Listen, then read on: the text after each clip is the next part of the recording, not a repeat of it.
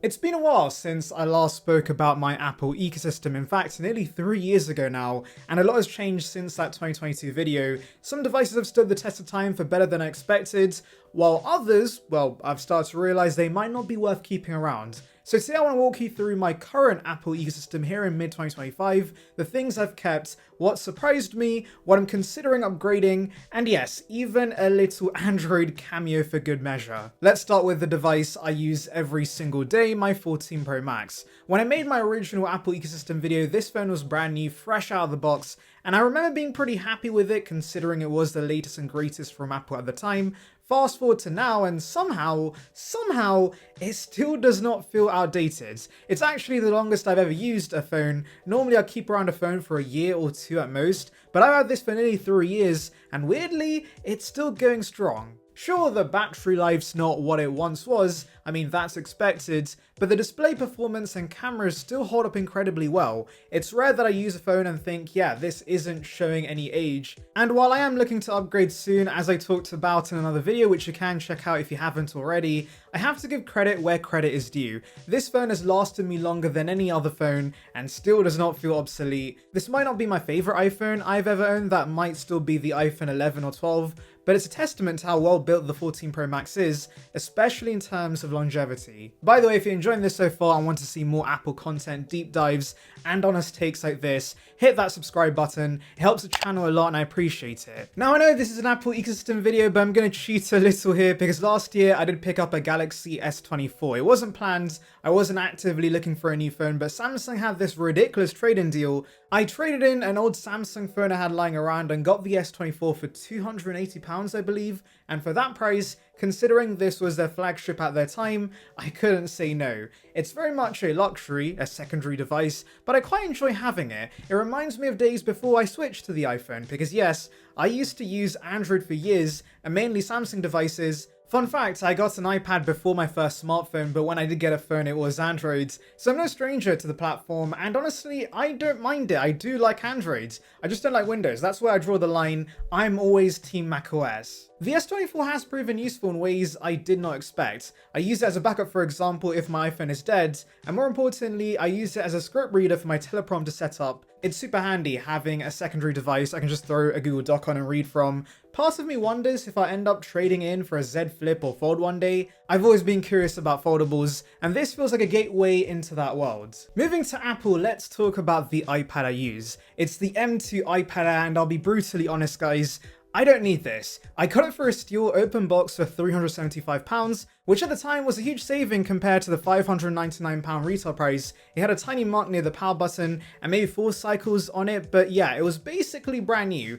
But the truth is, I barely use it. This is actually a recurring theme with iPads for me. I used to have the 10.5-inch iPad Pro, which I did use a lot for school. It was great for note-taking, but then when I left school it became a glorified Netflix machine. I eventually got rid of it when it was due to lose iPadOS updates, but I still thought, you know what, I'll still keep an iPad around just for media consumption. And now with the M2 iPad Air, I'm using it about 1 hour per day. That's it. It's laughable really. This thing is more powerful than my MacBook Air, and all it does is stream YouTube and the occasional show in bed. I'm massively underutilizing it, and that's been bugging me lately. I've been thinking about downgrading to the 10th generation iPad, which has dropped down in price now, just to better match my usage. Or if I do keep the M2 Air, I probably won't be upgrading for a long time. It's not a bad device by any means, it's just far more than I need. Speaking of the MacBook Air, let's talk about that. I've been using the M1 model that I got in 2021 off Apple's refurbished site, and it's one of my favorite tech purchases of all time. It was actually one of the first purchases I made with my own money, and it's paid for itself many times over through video editing and productivity. It's aged really well overall, the performance is still snappy,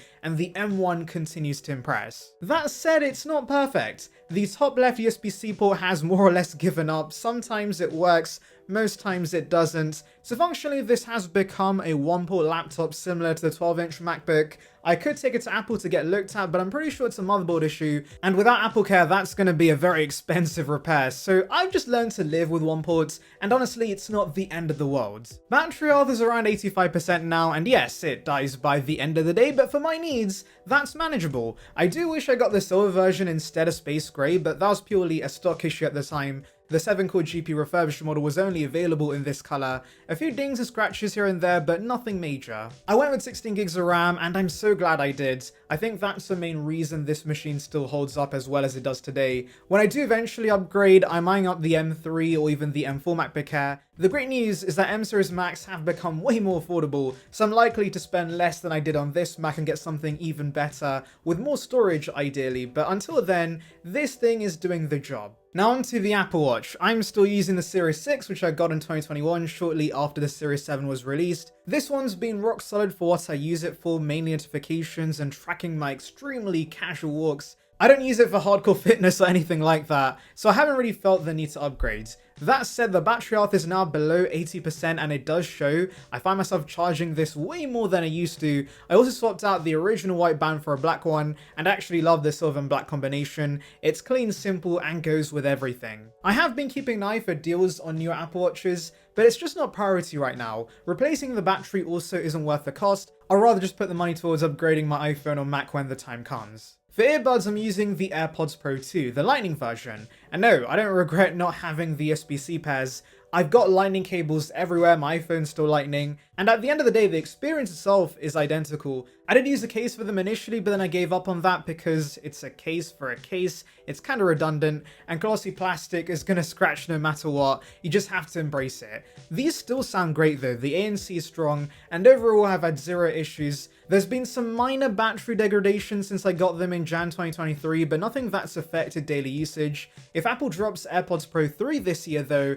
I'll definitely consider upgrading, but I'm not desperate for a new pair just yet. Last but not least, the living room setup. I've got an Apple TV 4K and 2 HomePod minis. I love being able to AirPlay whatever I want to the TV, whether it's a movie, YouTube, or just mirroring my Mac screen wirelessly. The interface is still fluid, responsive, and simple to use. The HomePod minis are great for YouTube Music and sound surprisingly full for their size. I did have a weird issue with the Apple TV remote bugging out once or twice when I got the Apple TV, but it's been fine since then. So that's the state of my Apple ecosystem in 2025. A bit of a mixed bag really, some devices going strong after multiple years, some I probably need to let go of, and one or two that were impulse buys but turned out to be surprisingly useful. It's not a perfect setup, but it's very me, and I think that's what makes these ecosystem videos so interesting. Everyone builds them so differently. Let me know in the comments which devices are in your ecosystem, what's lasted longest, what do you regret buying, and what you're looking forward to upgrading next. And if you haven't already, make sure to subscribe. I've got more Apple content coming soon. Thanks for watching, and I'll see you in the next one.